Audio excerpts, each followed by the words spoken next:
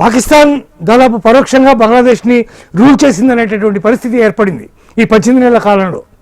ఇప్పుడు ఆ పరిస్థితికి గండిపడి అంటే పాకిస్తాన్ని టోటల్గా తప్పించలేకపోయినా కొంతవరకు పాకిస్తాన్ని పక్కన పెట్టేటటువంటి అవకాశం ఏమైనా కనిపిస్తుందా? సార్ పాకిస్తాన్ ఏం తప్పు పక్క జరపరు సార్ వాళ్ళు. ఎందుకంటే ఇన్ జనరల్ వాళ్ళ పాలసీనే ఎలా ఉంటుందంటే దే ఆర్ ప్రో, అంటే అట్లీస్ట్ ఇస్లామిక్ బ్రదర్హుడ్ గా వాళ్ళ చూడడం జరుగుతోంది. సో అందు గురించి ఏంటంటే నేనేమి పాకిస్తాన్ వీళ్ళు ఏమైనా పక్క జరిపేస్తారు లేకపోతే భారత్ కి చాలా ఫేవరబుల్ గా ఉంటారని మాత్రం నేను అనుకోను. ఇవన్నీ ఏంటంటే ఇప్పుడు వాళ్ళతో రిలేషన్షిప్ మంచి ఫ్రెండ్షిప్ గా ఉండే అవామీ లీగ్ తో మంచి రిలేషన్ ఏదైతే ఉందో అదైతే ఉండదు. కానీ it will be more of a transactional relationship. అంటే నేను నీకు ఇది ఇస్తాను, నువ్వు నాకు ఇది అంతే. కానీ మనకి అక్కడ ఇద్దరి మధ్య ఫ్రెండ్షిప్ ఓహో అంతా ఏం ఉండదండి. పాకిస్తాన్ తో వాళ్ళు బిజినెస్ రిలేషన్లు పెట్టుకుంటారు, కానీ ఎప్పుడైతే ఇంకేమైనా డిస్టర్బ్ అవుతోందా ఇండియాతో రిలేషన్, లేకపోతే వాళ్ళకి వాణిజ్య పరంగా కానీ ఇంకేదైనా విధంగా వాళ్ళకి లాస్ వస్తుందంటే పాకిస్తాన్ వాళ్ళని అంత ఎంకరేజ్ చేయాలని నేను అనుకుంటున్నాను. ఓకే ఓకే అంటే మరి యుఎస్ లేకపోతే పరోక్షంగా చైనా ఈ రెండింటి మధ్య అంటే ఆ రెండింటితో సంబంధాలు ఎట్లా నిలబెట్టేటువంటి అవకాశం ఉంది మీ అంచనా ప్రకారం? ఇప్పుడు యుఎస్ కి అతిపెద్ద సమస్యలు అంటే నేను అనుకోవడము ఆర్థిక ఇబ్బందులు రాబోతున్నాయండి చాలా.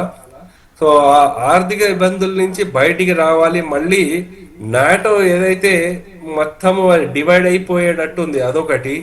సో దానికి తోడు ఇప్పుడు ఇరాన్ తో కూడా వార్ లాంటి సిచ్యువేషన్ వస్తోంది. సో దాంతో ఇంకా వెనిన్జులా ఇటువంటి తలనొప్పులన్నీ ఎక్కువ అయిపోవడం చేత నేను ఏమనుకుంటున్నానంటే ఈ బంగ్లాదేశ్ వ్యవహారానికి నెక్స్ట్ 1-2 ఇయర్స్ యుఎస్ పెద్దగా ఇన్వాల్వ్ అవ్వదని అనుకుంటున్నాను అండి. ఓకే సార్ చెప్పండి సార్. ఓకే హలో చెప్పండి సార్. అదే యుఎస్ ఇంకొక 2 సంవత్సరాల వరకు వీళ్ళని బంగ్లాదేశ్ ని డిస్టర్బ్ చేయదని అనుకుంటున్నామండి. ఓకే మరి చైనా పరిస్థితి? చైనా వాడికి కూడా అంతర్గతంగా చాలా ప్రాబ్లమ్స్ ఉన్నాయండి. సో చైనా వాడికి కూడా ఇప్పుడు చూస్తే ఏంటంటే వాళ్ళకి ఎకనామీ అంత గొప్పగా ఏం లేదు. అందు గురించి షీ జిన్పింగ్ ఏం చేస్తున్నాడంటే ఆ ప్రక్షాళన కార్యక్రమంలో కరప్టెడ్ లేకపోతే ఏదో ఒక చేంజెస్ చేస్తున్నాడు. చైనా నుంచి న్యూస్ బయటికి రాదు. చైనా వాడు నెక్స్ట్ చాలా మటుకు తైవాను వీళ్ళతో ఉంటాడు. వాళ్ళ ఎక్స్పాన్షనిజం అటు వెళ్తుంది. ప్రస్తుతం ఇటు పక్క అంత రారు. కానీ వీళ్ళ ఇన్వెస్ట్మెంట్లు ఏవైతే ఉన్నాయో ఇన్ఫ్రాస్ట్రక్చర్ అవన్నిటికీ వాళ్ళు ఇన్వాల్వ్ అవుతారు.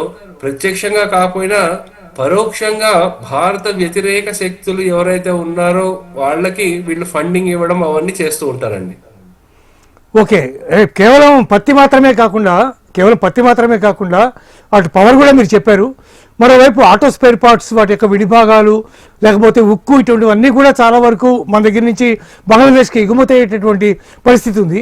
ఈ ఎగుమతులన్నీ యాస్టీజ్గా కొనసాగుతాయా? సార్ మాకు ఏమనుకోకండి, వాయిస్ అయితే మీరు రావట్లేదండి నాకు సరిగ్గా. ఉక్కు పరిశ్రమ ఉక్కును చాలా వరకు సరఫరా మనమే చేస్తాం బంగ్లాదేశ్కి. దాంతోపాటు ఆటో స్పేర్ పార్ట్స్ ఇట్లాంటివన్నీ కూడా మనమే బంగ్లాదేశ్కి సరఫరా చేస్తాం. ఇప్పుడు వచ్చినటువంటి ఈ ప్రభుత్వం ఇంత క్రితం ఉన్నటువంటి ఈ ఒప్పందాలన్నింటినీ మళ్ళీ కొనసాగించే అవకాశం ఉందా? అంటే సార్ ఇప్పుడు కొన్ని ఎలా ఉంటుందంటే అండి వాళ్ళు చైనా నుంచి కూడా తీసుకుని రావచ్చు.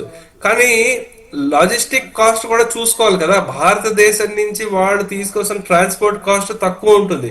చైనా నుంచి వాడు తీసుకొస్తున్నా సరే అంత పెద్దగా వాళ్ళకి లాభదాయకంగా ఉండదని అనుకుంటున్నామండి. ఓకే అంటే తద్వారా మనకి ఇప్పటివరకు ఉన్నటువంటి సంబంధాల్లో అంటే ఎగుమతి దిగుమతుల సంబంధాలు ఏవైతే ఉన్నాయో అవి కొంతవరకు మాత్రమే జరిగే అవకాశం ఉందని మీరు అభిప్రాయపడుతున్నారు? అవునండి అంతే. సో దాని ద్వారా మనకి ఏంటంటే అట్లీస్ట్ ఈ ట్రాన్సాక్షనల్ రిలేషన్షిప్ ఉంటుంది. మరీ నెగిటివ్ బంగ్లాదేశ్ మరీ నెగిటివ్ వెళ్ళిపోయి పాకిస్తాన్ కంటే ఇంకా పెద్ద మనకి ఎగెన్స్ట్ గా అయ్యారు. అలా కాకుండా వీళ్ళు మళ్ళీ న్యూట్రల్ గా ఉంటారని మనం ఆశించవచ్చండి.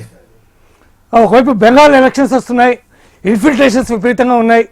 బెంగాల్ని పరిపాలిస్తున్నటువంటి మమతా బెనర్జీ చేస్తున్నటువంటి అనేక రకాలైనటువంటి విషయాలన్నీ కూడా తెలిసినవే.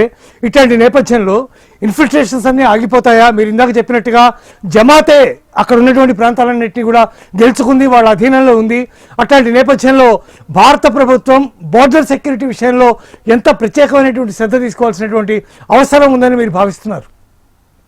తప్పకుండా అండి, సెక్యూరిటీ పరంగా బార్డర్స్ లో మనం ఇంకా నిఘా ఉంచాలి. సో దాంట్లో ఎటువంటి కాంప్రమైజ్ ఉండకూడదు. అలాగే బార్డర్ ఫెన్సింగ్ ఏదైతే మన హోమ్ మినిస్ట్రీ వాళ్ళు చేశారో అది కంప్లీట్ చేయాల్సిన అవసరం ఉంది. సో అలాగే ఎంతమంది ఇల్లీగల్ బంగ్లాదేశీలు ఉన్నారో వాళ్ళు ఇక్కడి నుంచి అందరూ పంపించాల్సిన అవసరం ఎంతైనా ఉందండి. ఎందుకంటే ఇప్పుడు ఏమవుతోందంటే ఇల్లీగల్ బంగ్లాదేశీలు వెస్ట్ బెంగాల్లో వచ్చి, వెస్ట్ బెంగాల్ ఒక హబ్ గా ఉండి అక్కడి నుంచి భారతదేశంలో పెద్ద పెద్ద నగరాల్లోకి వాళ్ళు వచ్చేస్తున్నారు. సో దాన్ని ఇప్పుడు ఇంకా కంట్రోల్ చేయకపోతే దాన్ని ఇంకా మనం కంట్రోల్ చేయలేం మనం. Okay, thank you so much Prasad గారు. చాలా అత్యంత విలువైనటువంటి సమాచారాన్ని మా ప్రేక్షకులందరికీ అందించినందుకు మీకు ధన్యవాదాలు. ఇదే ఇవాటి ప్రత్యేకమైనటువంటి డిబేట్. చూస్తూనే ఉండండి HM.